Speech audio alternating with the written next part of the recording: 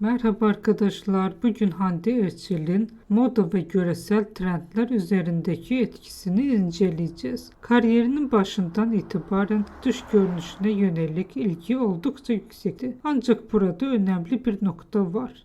Ortaya çıkan imaj sadece doğal özelliklerinden ibaret değil.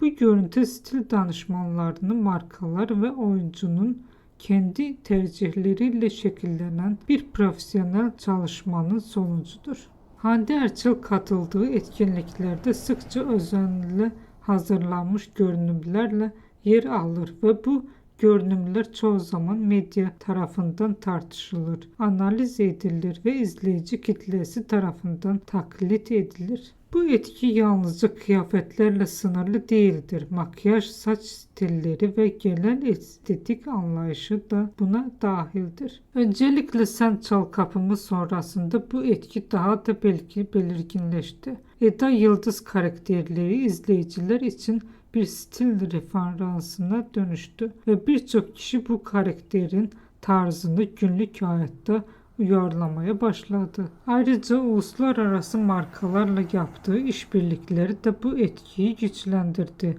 Küresel markaların yüzü olmak, onun görsel imajını da çok daha geniş bir kitleye sistematik olarak ulaşması anlamına gelir. Buna rağmen dikkat çeken bir denge vardır. Stil anlayışı aşırıya kaçan da ya da deneysel bir çizgide değildir. Daha çok sade, ulaşabilir ve geniş kitleler tarafından benimsenebilir bir estetik üzerinden kuruludur. Bu kombinasyon tanınırlık, sadelik ve estetik uyum.